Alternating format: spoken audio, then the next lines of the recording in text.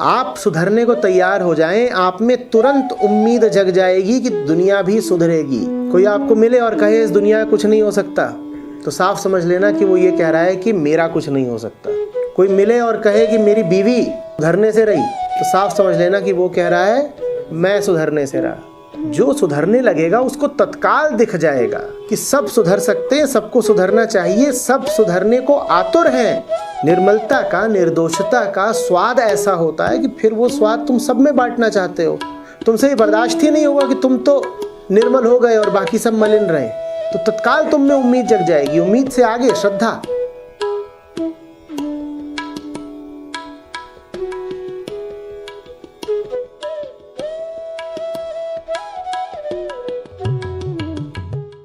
जिनसे नुकसान ही मिल रहा हो उन्हें भी हम छोड़ क्यों नहीं पाते। और यहाँ पर बात हो रही है रिश्तेदारों की, प्रेमी की और गुरु की। प्रश्न स्पष्ट है कि अपना कोई संबंधी है या दोस्त यार है, पुराना है, दिख रहा है कि उससे नुकसान ही मिल रहा है, उसे छोड़ नहीं पाते। वही बात उनसे जिनसे मन लगा हुआ है, प्रेम लगा हुआ है, और वही बात उनसे जिनको गुरु इत्यादि माना हुआ है कि जान भी गए कि उनकी उपस्थिति अब मन में और जीवन में घातक है, तो भी छोड़ क्यों नहीं पाते। छोड़ कैसे पाएंगे? छोड़ने वाला कौन है? हम ये समझते ही नहीं, ध्यान ही नहीं देते कि हमारा आंतरिक तौर पर निर्माण कैसे होता है, हम भीतर से कौन हैं। अध्यात्म में बल्कि जीवन में ही मूल समस्या ये है कि हमने प्रभावित मैं को, संस्कारित मैं को असली मौलिक मैं समझ लिया है। आप समझ रहे हो? जैसे कि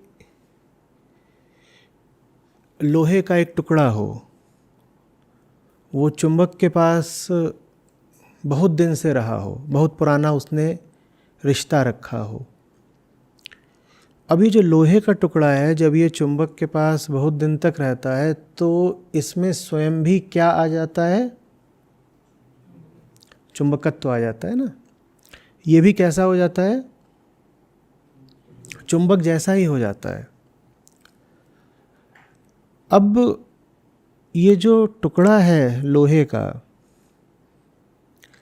ये विचार कर रहा है कि मैं चुंबक को छोड़ क्यों नहीं पा रहा। ये इस बात को देख ही नहीं रहा है कि दो चीज़ें हैं इसके भीतर जो अब इसको पूरी तरह से पकड़ चुकी हैं। पहली बात, जन्मजात रूप से तुम लोहे हो और लोहे की वृत्ति, टेंडेंसी क्या होती है? चुंबक की तरफ खींचना।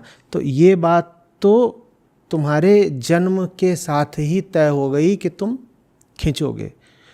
और दूसरी बात तुम क्या नहीं देख पा रहे हो कि तुम बहुत लंबे समय तक चुंबक के निकट रहे हो और उस चुंबक ने तुम में अपना ज़बरदस्त प्रभाव भर दिया है।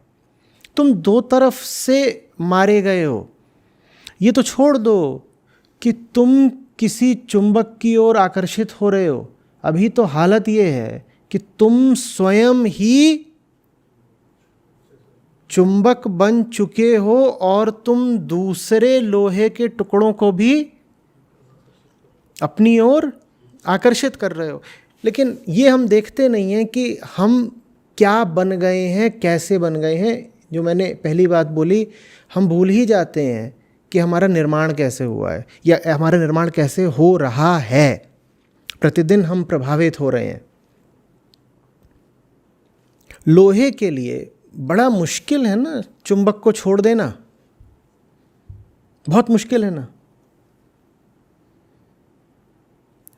मनुष्य के लिए राहत की बात यह है कि वो जड़ पदार्थ तो है लोहे जैसा, लेकिन उस जड़ पदार्थ से आगे भी कुछ है, उसमें चेतना है और वो चेतना मुक्ति मांगती है। वो चेतना बाहर की चुंबक से बाद में मुक्ति मांगती है। वो चेतना भीतर की चुंबक और भीतर के लोहे से पहले मुक्ति मांगती है।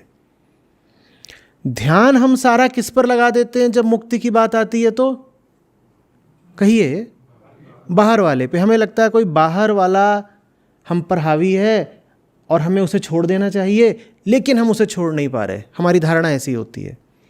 हम ये नहीं देखते हैं कि बाहर वाला नहीं है। बाहर वाला कब का हमारे भीतर प्रवेश कर चुका। वो देखा बाहर रहा है, वो बैठ भीतर गया है। चूंकि वो भीतर बैठ गया है इसीलिए तो अब बाहर भी वो छोड़ा नहीं जा रहा, नहीं तो छोड़ दिया होता। ये समझ में आ रही है बात?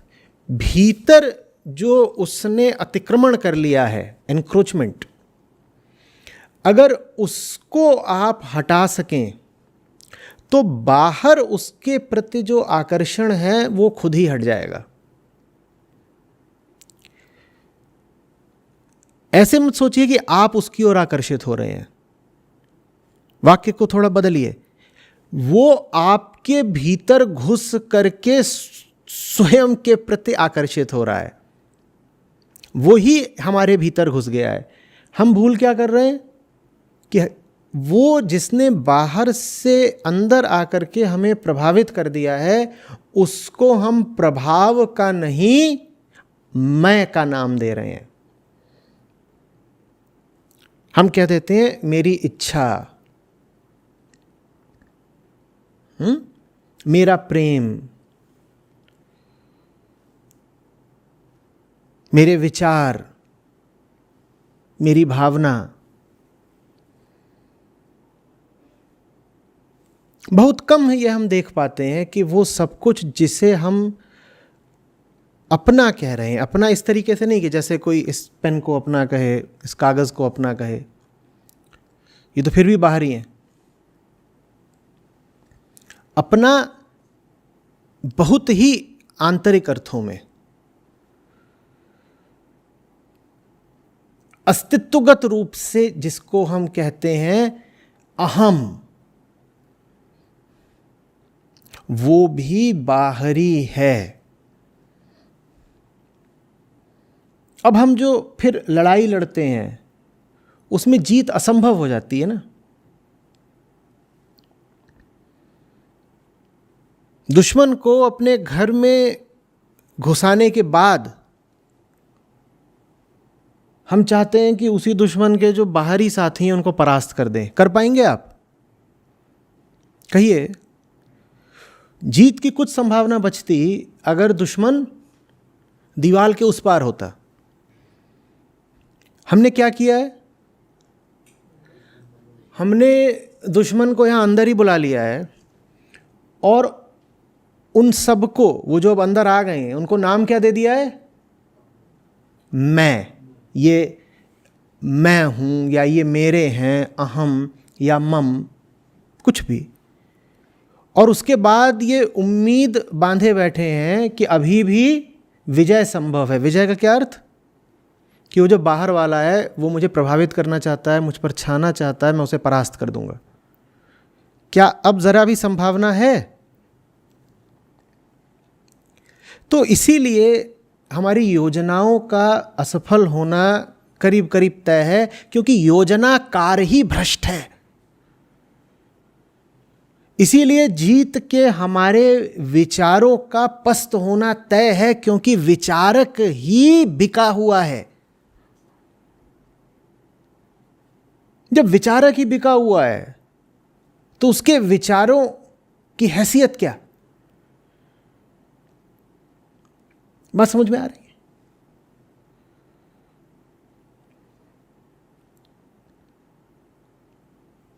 आप जिनके साथ रहे हो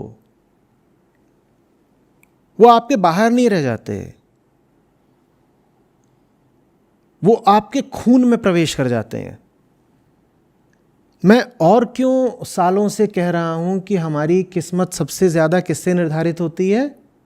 संगति से।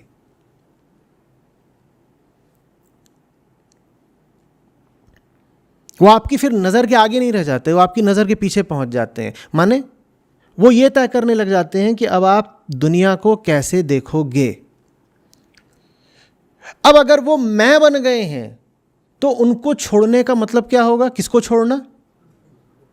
खुद को छोड़ना। और खुद को छोड़ना कैसा लगता है? जैसे हम, अरे खुद को छोड़ने का क्या मतलब होता है? मैं मर गया। इसलिए चाहे फिर कोई दोस्त यार हो, रिश्तेदार हो, प्रेमी हो, चाहे कोई व्यक्ति हो जिसे लंबे समय से गुरु मान लिया है, उसको छोड़ना बड़ा मुश्किल हो जाता है, क्योंकि वो आपकी अहम सत्ता का केंद्रीय हिस्सा बन जाते हैं। उनको छोड़ोगे तो ऐसा लगेगा जैसे मर गए, और वो मृत्यु ही होती है। मानसिक तल पर, साइकोलॉजिकल तल पर वो एक मौत जैसा ही होता है और बड़ा दर्द होता है। लेकिन दर्द भी किसको होता है? आपको नहीं होता।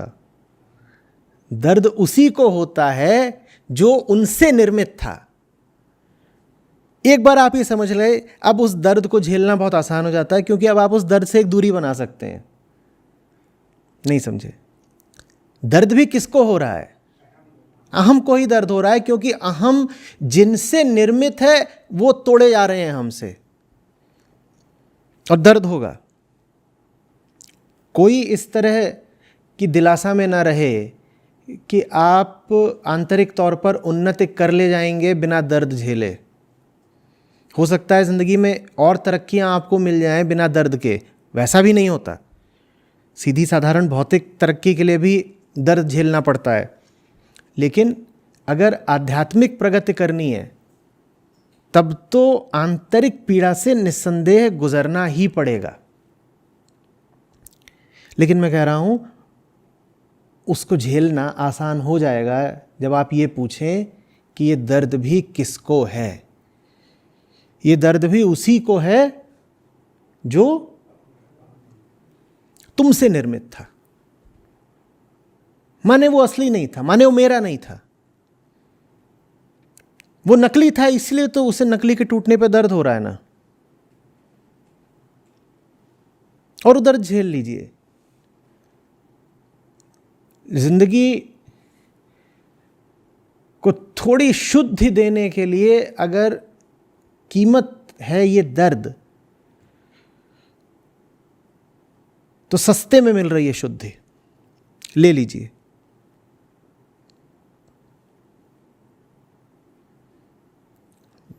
बात समझ रहे हैं?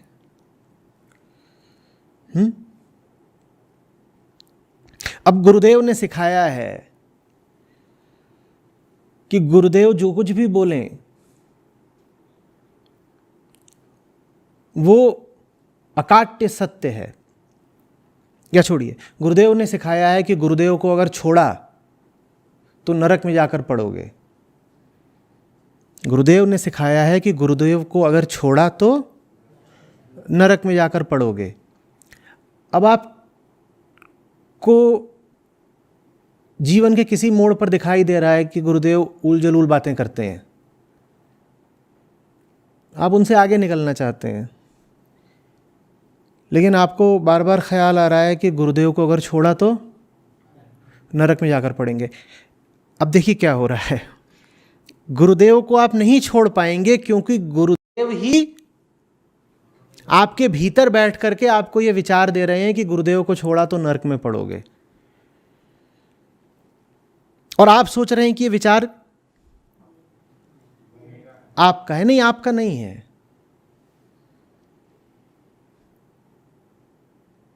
समझ रहे हो? जब हमें संस्कारित किया जाता है ना, तो हमें विचार दे दिए जाते हैं, धारणाएं दे दी जाती हैं, और वो कोई भी विचार, कोई भी धारणा टिक नहीं सकती जब तक उनके ऊपर एक आखिरी विचार न रख दिया जाए। वो आखिरी विचार जानते हो क्या होता है?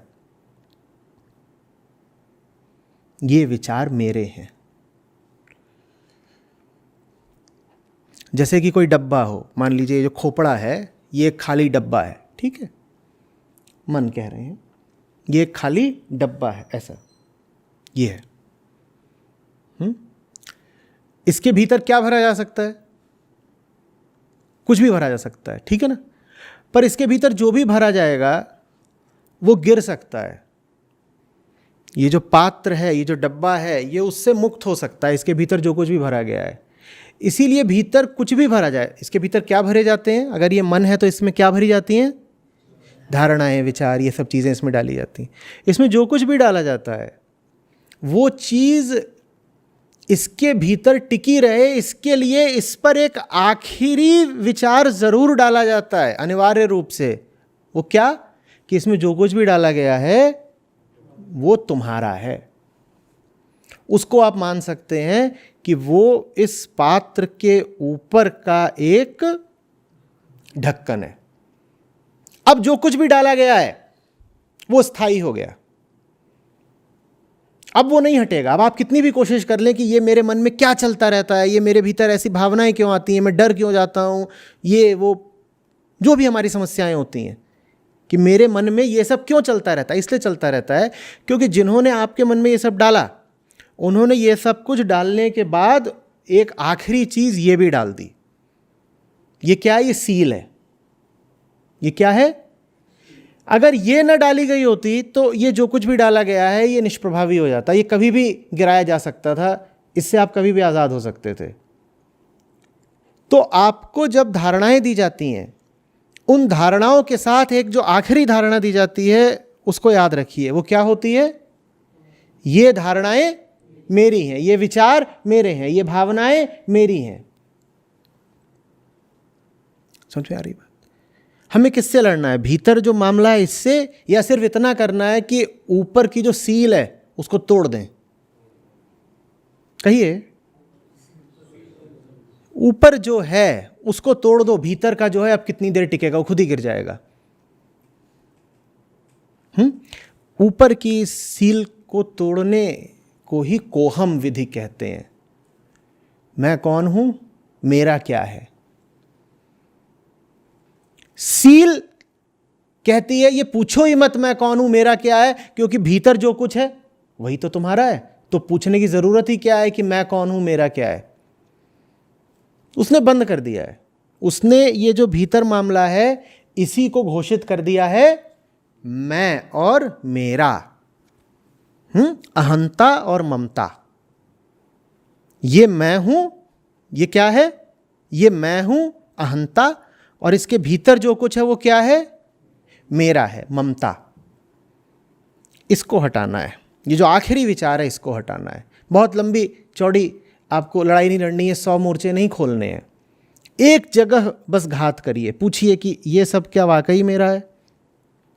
क्या मैं इसके अतिरिक्त और इसके आगे कुछ हो ही नहीं सकता?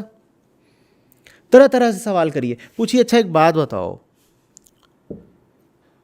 इसके भीतर जो कुछ है वो सदा ही ऐसा तो नहीं था ना? कभी इसमें कुछ होता है, कभी कुछ होता है। जब आप 15 साल के थे तो मन में जो सामग्री थी क्या वही आज भी है? बदल गई ना। 25 के थे तब जो सामग्री थी वो भी बदल गई ना। 35 के थे एकदम अलग, 45 के होगा एकदम अलग। तो ये कौन सा मैं है जो समय उम्र के साथ बदलता जाता है? जरूर इस मैं की डोर किसी और के हाथ में है, और किसके हाथ में पता नहीं, पर समय के हाथ में तो है ही, क्योंकि समय इसे बदल दे रहा है। तो ये असली तो नहीं हो सकता, ये असली नहीं हो सकता। अगर ये असली नहीं हो सकता तो फिर मुझे इसकी रक्षा करने की कोई ज़रूरत नहीं है।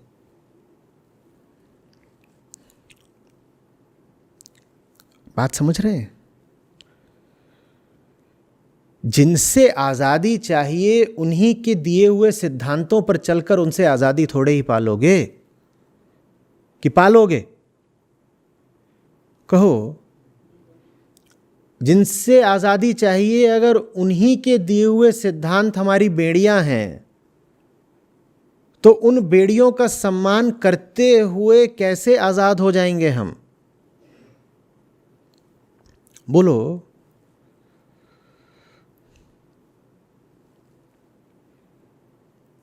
कुछ समझ में आ रही है बात? प्रणाम आचार्य जी। आचार्य जी, जो आपने अभी उदाहरण दे के समझाया कि जो सील है वही शायद हमें तोड़नी है, तो वो क्या दुख जब लगेगा उसके कारण टूटेगी, या अपनी समझ से कुछ अच्छा सुन के कोई गुरु धारण करके वो सील कैसे टूटेगी? नहीं, दुख आगे क्यों लगे? दुख तो है ही ना,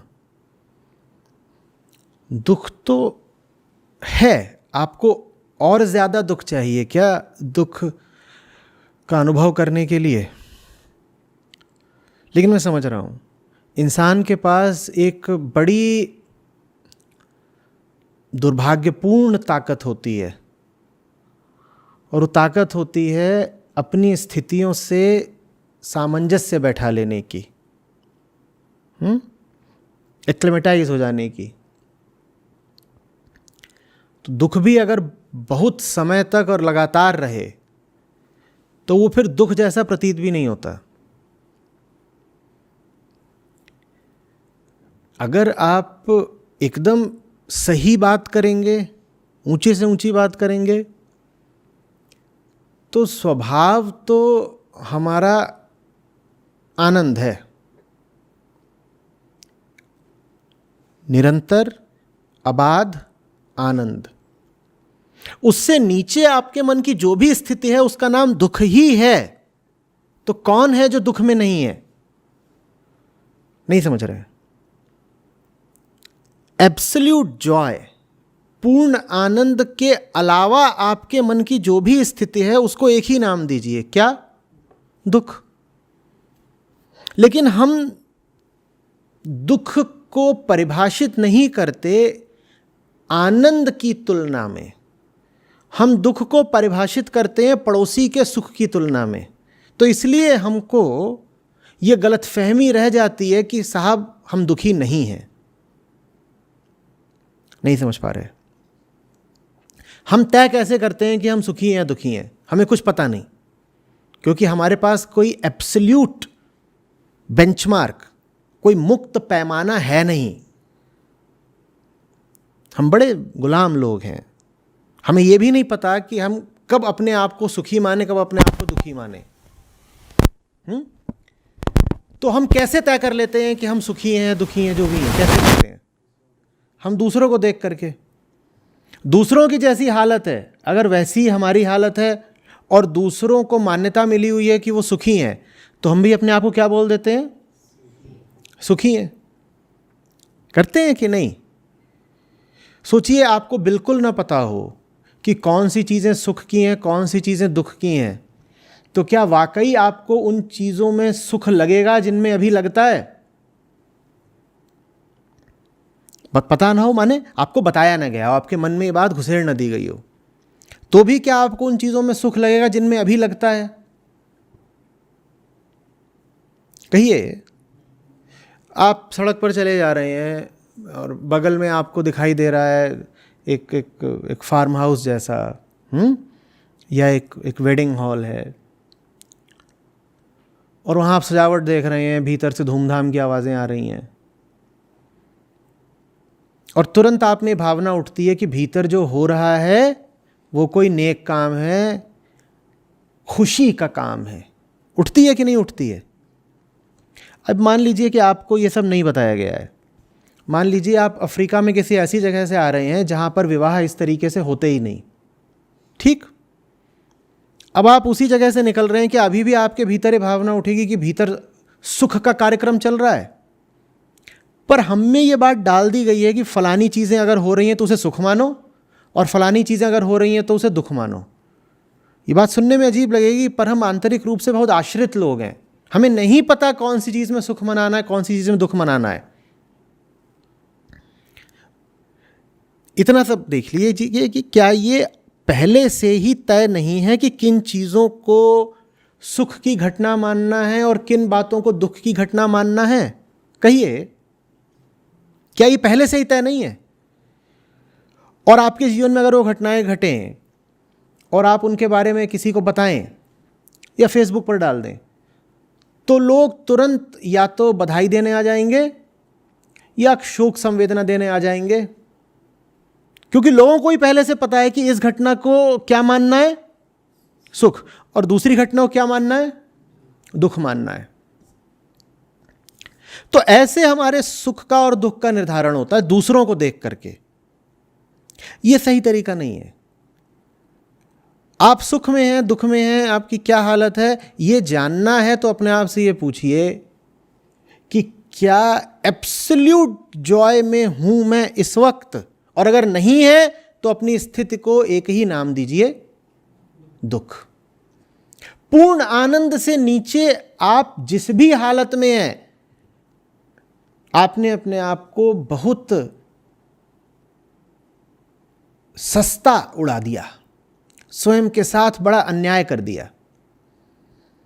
लेकिन चूंकि हम उस पूर्ण आनंद में किसी को भी नहीं देखते, तो हमें लगता है कि शायद ये उपलब्धि नहीं होता होगा, हम ही बड़े खास हैं क्या? जब वो आनंद किसी को नहीं मिल रहा तो हमें ही क्यों मिले? और हम होते कौन है शिकायत करने वाले? अरे एक से एक बड़े बड़े लोग घूम रहे हैं, जब उनका भी मुंह लटका हुआ है, वो भी उदास है, तो हम कौन हैं कि हम पहले तो आनंद मांगे और वो भी उच्चतम आनंद क्यों मांगे? तो कोई थोड़ा सा लिबलिबी सी हंसी हंस दिया, हमें लगता है ये सुखी है। किसी ने एक गाड़ी खरीद ली, किसी ने कुछ कपड़ा खरीद लिया, किसी के कुछ और हो गया, हमें लगता है ये सुखी है। ये बहुत छोटा सुख है, अगर आप इसे सुख बोलना भी चाहते हैं तो। और ये सुख सिर्फ कुछ और घटनाओं की तुलना में है जिसे हम दुख बोलते हैं। ये बात अंदर जा रही है? हम जिन चीजों को सुख बोलते हैं, वो सुख सिर्फ कुछ और घटनाओं की तुलना में है जिन्हें हम दुख बोल देते हैं। अन्यथा ये सुख कोई सुख नहीं है। अगर आप अपना पैमाना ऊंचा कर लें, और मैं कह रहा हूं कि कहां पर ले जाकर के रखो अपने पैमाने को, आनंद, पूर्ण आनंद, तो समझ में आएगा ना कि जीवन में कितना दुख है। तब कहोगे कि ये सब जो कुछ भी है किसी काम का नहीं है, इसमें दुख भी बहुत छोटा मिला हुआ है और सुख भी बहुत छोटा मिला हुआ है। तब फिर आदमी मांग करता है कि मुझे कुछ ऊंचा चाहिए। ज्यादातर लोग वो मांग कर ही नहीं पाते, जीवन इसलिए व्यर्थ चला जाता है। जीवन व्यर्थ इसलिए नहीं चला जाता कि जिस पूर्ण आनंद की मैं बात कर रहा हूं वो कोई अप्राप्य चीज है, मिल ही नहीं सकती। नहीं, ऐसा नहीं है। अगर आप पैदा हुए हो तो वो जो उच्चतम है उस पर अधिकार भी है आपका, मिल सकता है। मुश्किल है, असंभव नहीं है। असंभव वो इसलिए हो जाता है क्योंकि उसको हम मांगते ही नहीं।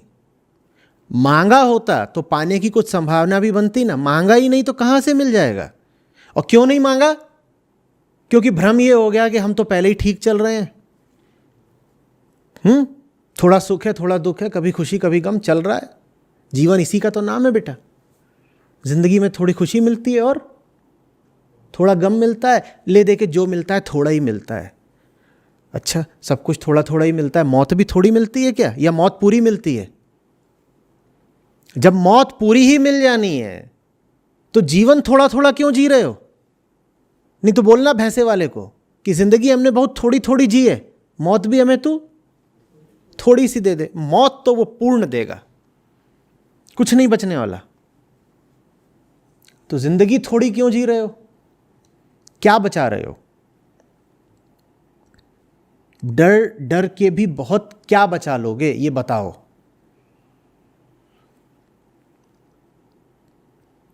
बोलो।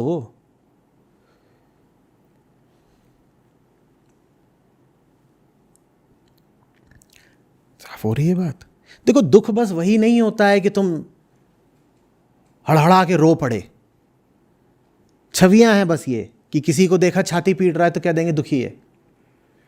दुख यही नहीं होता है।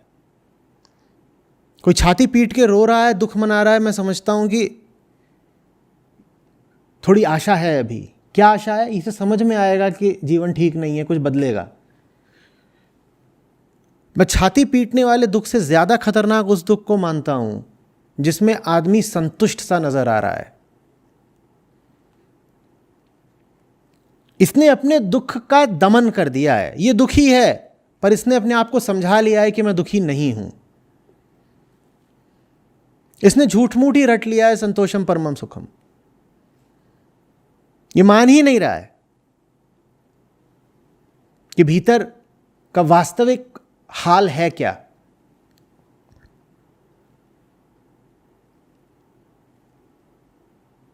ठीक है, मत मानो, मौत तो फिर भी आएगी, क्या बचा ले जाओगे।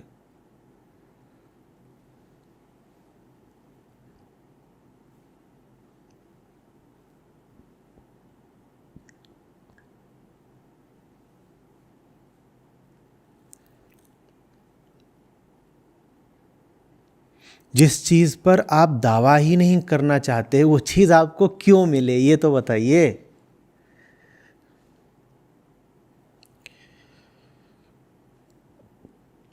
ये कलम आपकी है, ये डायरी भी आपकी होगी। किसकी है ये दोनों चीजें? आपकी हैं, ठीक है। ये छोड़ के यहां चल दें तो भी इन्हीं की है क्या? बोलो, ये छोड़ के चले गए तो भी इन्हीं की है क्या? कोई चीज आपकी हो सकती है, बेशक हो सकती है, लेकिन आप उसको अपना माने ही ना तो वो चीज थोड़ी पीछे से लपट कर आएगी आपको। हम जिन भी चीजों को अध्यात्म का शिखर बोलते हैं, आखिरी ध्येय बोलते हैं, हो सकता है कि वो आपकी हों, पर कैसे होंगी अगर आप उनको छूना नहीं चाहते, उन पे हाथ नहीं रखना चाहते, आप खुद ही उन्हें छोड़ के चल देना चाहते हैं, दूरी बनाना चाहते हैं। तो कुछ आपका हो सके उसके लिए पहले आपको उस चीज को अपना मानना तो होगा ना। आप मानेंगे ही नहीं तो क्या आपका होगा? आपकी जेब में जो रखा है वो भी आपका नहीं, अगर उसे आप अपना ना माने तो। अब ये मजेदार बात है क्योंकि हर उल जलूल अंट-शंट चीज को तो हम अपना तुरंत मान लेते हैं, लेकिन मुक्ति हो, आनंद हो, सरलता हो, सत्य हो, इनको हम अपना नहीं मानते। जब इनकी बात आती है तो हम कह देते हैं देखो बेटा कम में गुजारा कर लो, बहुत महत्वाकांक्षी नहीं होना चाहिए।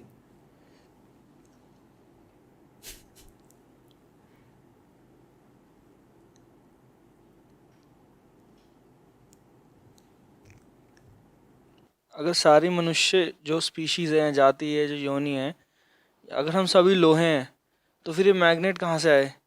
हम किन से प्रभावित होकर मैग्नेट बन रहे हैं? जिस प्रकृति ने लोहा बनाया उसी प्रकृति ने चुंबक भी बना दी। चुंबक में कुछ खास नहीं है, चेतना का नाम नहीं है चुंबक।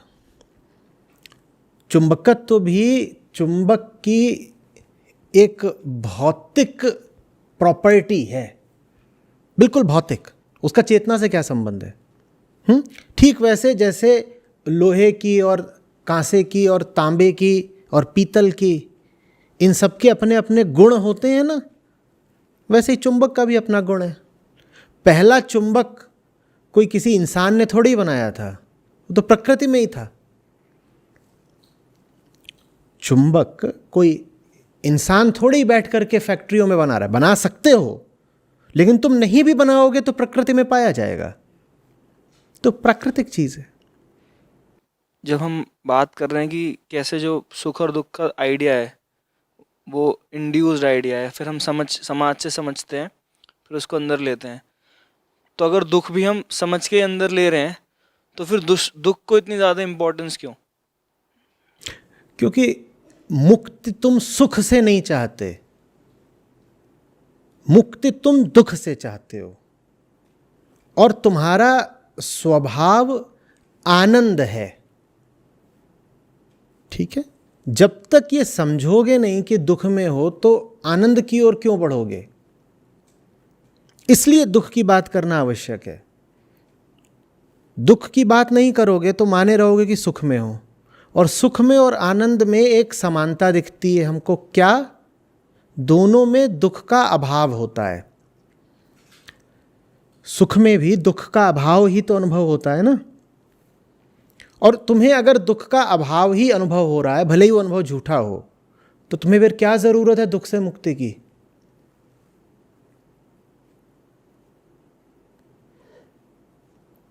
इसीलिए दुख से कहीं ज्यादा खतरनाक है झूठा सुख। आचार्य जी, क्या ये जो गिलास है, क्या ये खाली भी रह सकता है? बिल्कुल रह सकता है। फिर ये ऐसा हो जाता है, खाली होने का मतलब समझना, फिर ये ऐसा हो जाता है कि इसमें कुछ भी टिकता नहीं। खाली ऐसा नहीं हो जाता कि इसमें कुछ भी प्रवेश नहीं कर सकता। गिलास के खाली होने का अर्थ समझिएगा। फिर इसमें प्रवेश सब कुछ करता है, लेकिन निकासी की मनाही नहीं होती। समझे? जो आता है इसमें वो आता है और चला जाता है। आया और चला गया तो आप कह सकते हो कि गिलास खाली है। शीशे जैसा हो जाता है, दर्पण जैसा। दर्पण में बहुत कुछ आता है। आप उसके सामने आ जाइए, आप दर्पण में आ गए कि नहीं आ गए, लेकिन आप हट जाइए, दर्पण खाली हो गया। फिर ऐसा हो जाता है मन कि उसमें जो आएगा वो चिपकेगा नहीं।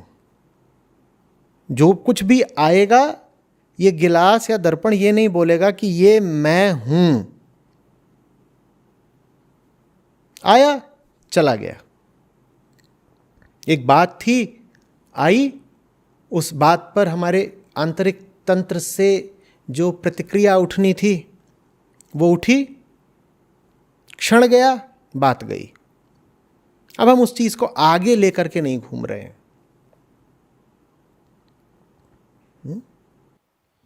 इसका मतलब क्या मैं इससे ये बोल सकता हूँ कि ये गिलास अब सत्य में स्थापित हो गया है हाँ, उसी को वो नाम दिया जाता है। और ये रोजमर्रा के काम भी कर सकता है? तभी रोजमर्रा के काम सही होते हैं। आपको इसमें दूध डालना है और ये चिपका हुआ है पहले वाले पानी से, तो अब क्या होगा? कहिए, आपको इसमें क्या डालना है? दूध। पर इसने तो अटैचमेंट कर लिया है, तादात्म्य कर लिया है। कल इसमें आपने कुछ और डाला था। क्या डाला था? पानी डाला था या कुछ और बोलिए? हाँ, शरबत डाला था। या नींबू का रस डाला था आपने कल। कल इसमें आपने क्या डाला था? नींबू का रस डाला था। और अभी इसमें आप क्या डालना चाहते हैं? और इसने क्या नाम रख लिया अपना? मैं नींबू का रस हूं, क्योंकि भीतर जो चीज आई उसके साथ इसने संबंध बना लिया। अब क्या होगा? आप दूध डालेंगे तो फट जाएगा। तो वैसे ही हमारी जिंदगी फटी हुई रहती है, क्योंकि अभी जो चीज उसमें आ रही होती है, पीछे वाली आकर के उसमें भांजी मार देती है।